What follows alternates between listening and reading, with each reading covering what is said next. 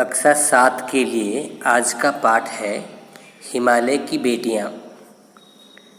हिमालय की बेटियां एक निबंध है और इसके रचनाकार या इसके लेखक का नाम नागार्जुन है। नागार्जुन, इनका जन्म 1911 ईस्वी में हुआ था दरभंगा, बिहार में, और 1998 में इनकी मृत्यु हो गई थी। नागार्जुन का वास्तविक नाम वेदनाथ मिश्र था।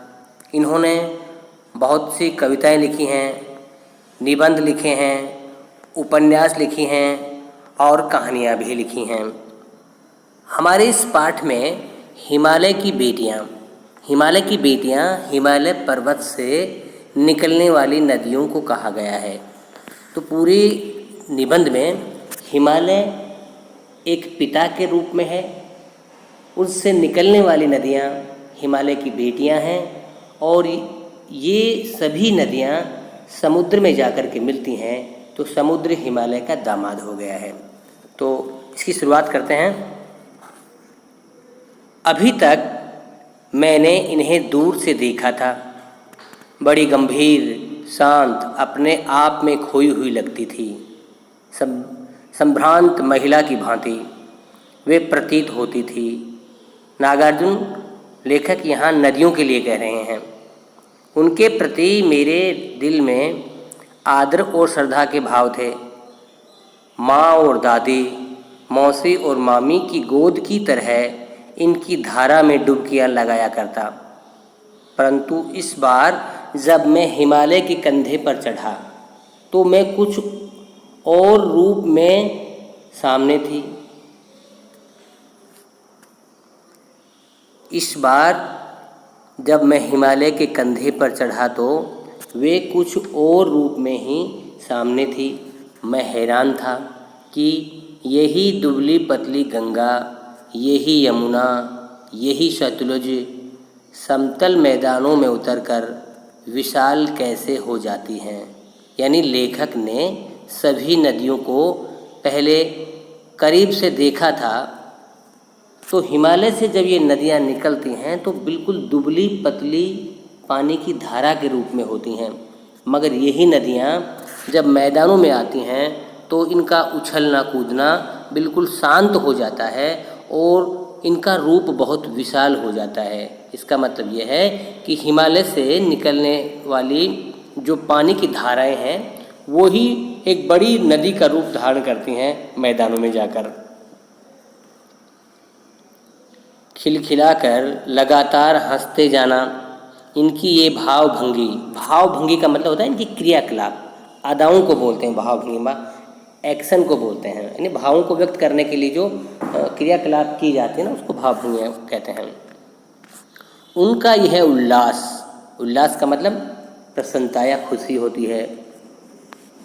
उल्लास का मतलब होता है प्रसन्नता या खुशी। कहाँ गायब हो जाता है।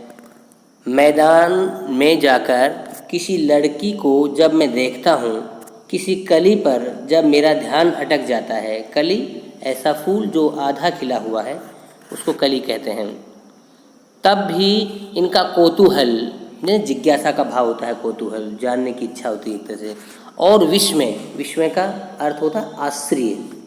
तो इतना कौतूहल और विस्मय नहीं होता जितना कि इन बेटियों की बाल लीला देख कर के। बाल लीला ने बचपन के खेल, बचपन की क्रियाकलाप को बाल लीला कहते हैं, कि इन बेटियों की बाल लीला देख कर के इतना विस्मय, इतना कौतूहल होता है।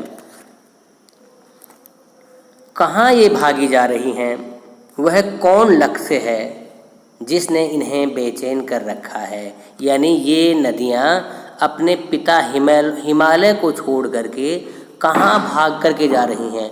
कौन सा इनका लक्ष्य है कि अपने विराट पिता का प्रेम छोड़ करके, अपने पिता का विराट प्रेम पाकर भी ये अतृप्त हैं, इनका हृदय संतुष्ट नहीं है और ये किसी और से मिलना चाह रही हैं। वो कौन है? तो हम समझ गए कि सभी नदियाँ कहाँ मिलना चाहती हैं, किससे मिलना चाहती हैं।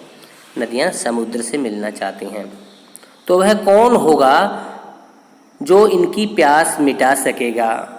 बर्फ़ जली नंगी पहाड़ियाँ, यानी बर्फ़ के कारण से जो वनस्पति जल जाती है और वनस्पति जलने से पहाड़ियाँ जो हैं वो खाली हो जाती हैं, नंगी हो जाती हैं, तो ऐसी पहाड़ियों को बर्फ़ जली पहाड़ियाँ कहते हैं।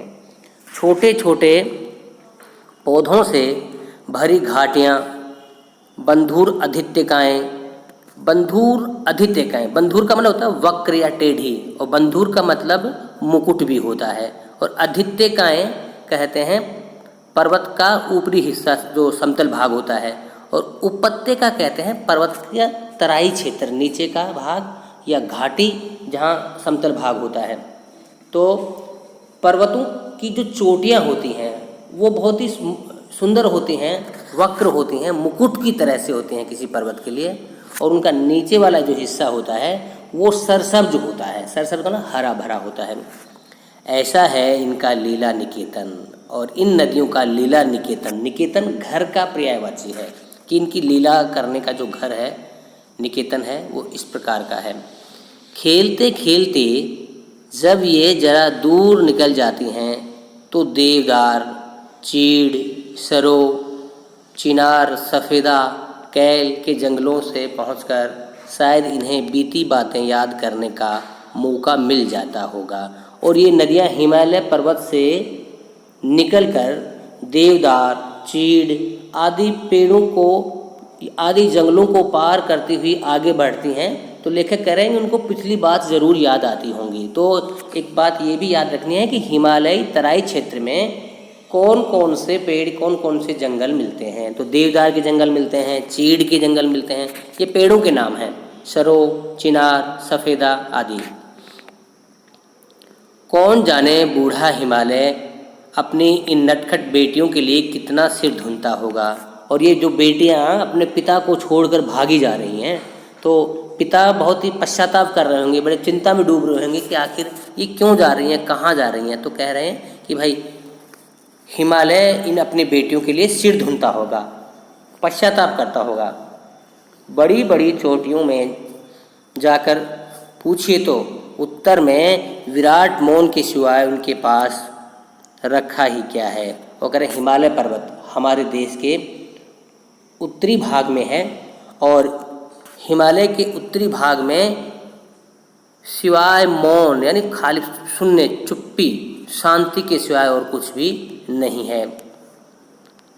सिंधु और ब्रह्मपुत्र, याद रहे हिमालय से निकलने वाली दो बड़ी नदियों के नाम हैं सिंधु और ब्रह्मपुत्र। और एक प्रश्न यह है कि हिमालय से निकलने वाली किन्हीं 5 बड़ी नदियों का नाम लिखिए। तो यहाँ पर 5 से ज़्यादा नदियों का नाम दिया जा रहा है, आपको किन्हीं 5 का नाम याद रखना है। सिंधु और ब्रह्मपुत्र ये 2 ऐसे नाम हैं जिनके सुनते ही रावी, सतलुज, व्यास, चिनाब, झेलम, काबुल, कपिशा, गंगा, यमुना, सरयू, गंडक, कोसी आदि ये सब नदियों के नाम हैं जो हिमालय से निकलती हैं। हिमालय की छोटी बड़ी सभी बेटियां आँखों के सामने नाचने लगती हैं।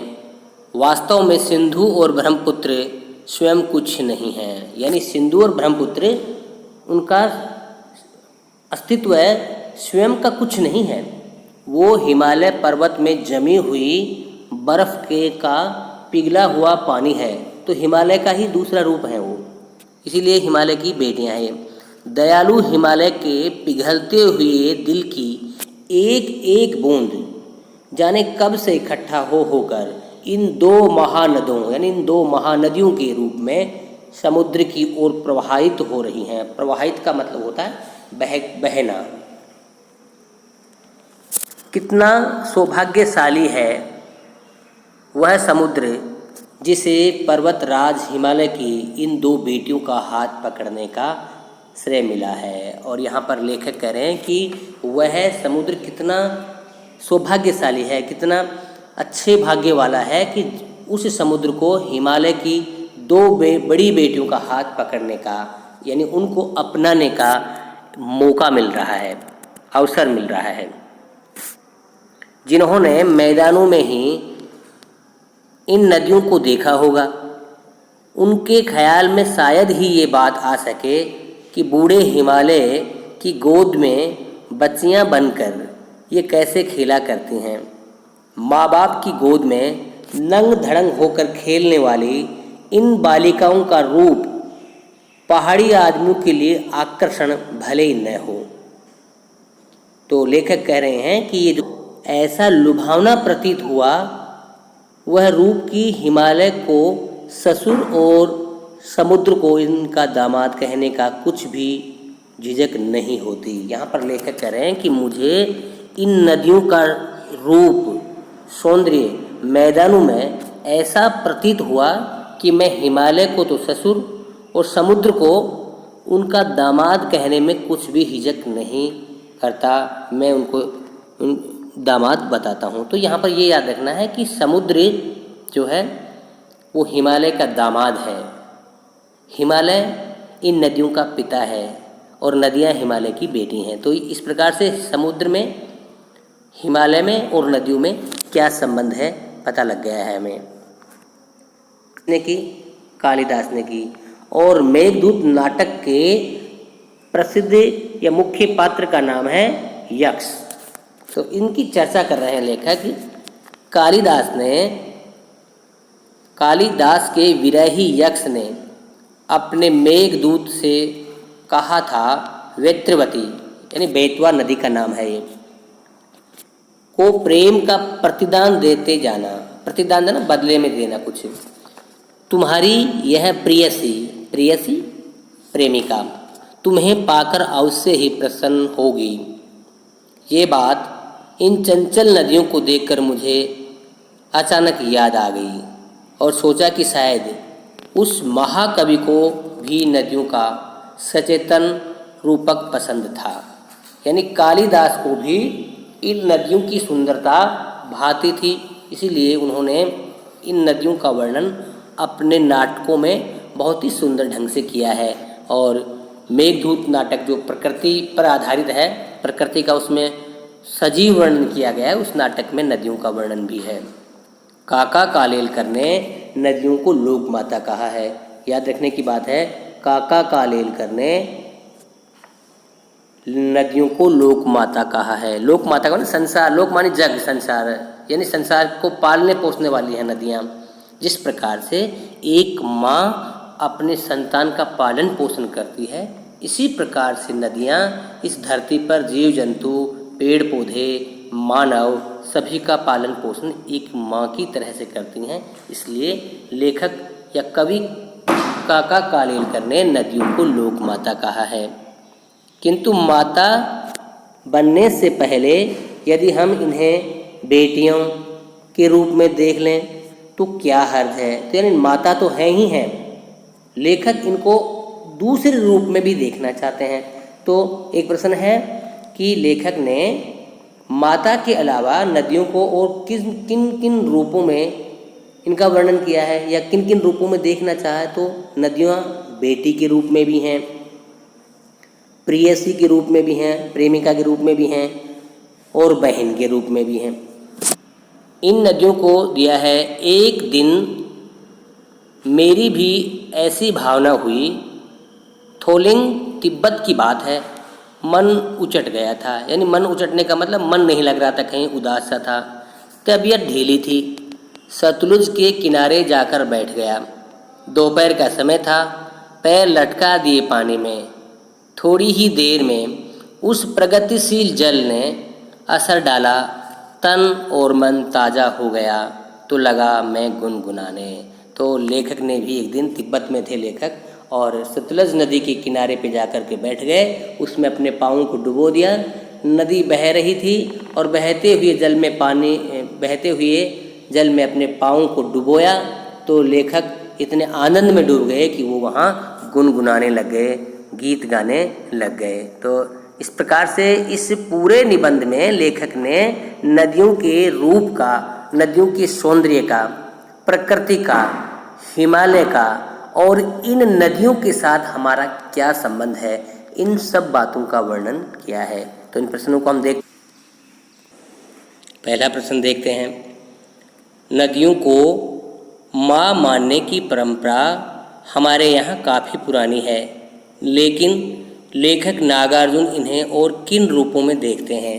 तो लेखक नागार्जुन नदियों को पुत्री के रूप में, बहन के रूप में और प्रेयसी के रूप में देखते हैं। दूसरा है, सिंधु और ब्रह्मपुत्र की दो विशेषताएं बताई गई हैं। ये सिंधु और ब्रह्मपुत्र की क्या विशेषताएं बताई गई हैं? सिंधु और ब्रह्मपुत्र हिमालय की सबसे बड़ी दो बेटियां हैं और सिंधु और ब्रह्मपुत्र दोनों समुद्र में जाकर के मिलती हैं। काका कालेलकर ने नदियों को लोक माता क्यों कहा है? माता जिस प्रकार से अपने संतान का पालन पोषण करती है, इसी प्रकार से धरती पर नदियाँ, पेड़ पौधे, जीव जंतु और मानव सभी का पालन पोषण करती हैं, इसीलिए इन्हें माता कहा गया है। हिमालय की यात्रा में लेखक ने किन किन की प्रशंसा की है? हिमालय की यात्रा में लेखक ने नदियों की, प्रकृति की, हिमालय के विभिन्न रूपों की और समुद्र की प्रशंसा की है। एक इनका मिलान देखते हैं। संभ्रांत शब्द आया है महिला के लिए, तो संभ्रांत शब्द के लिए हम कहेंगे संभ्रांत महिलाओं के लिए आया है। दूसरा है चंचल, चंचल शब्द आया है नदियों के लिए। समतल आंगन के लिए, घना जंगल के लिए आया है, और इस प्रकार से हम इसका मिलान कर सकते हैं। तो आशा करते हैं आपको ये निबंध, ये पाठ समझ में आया होगा। धन्यवाद।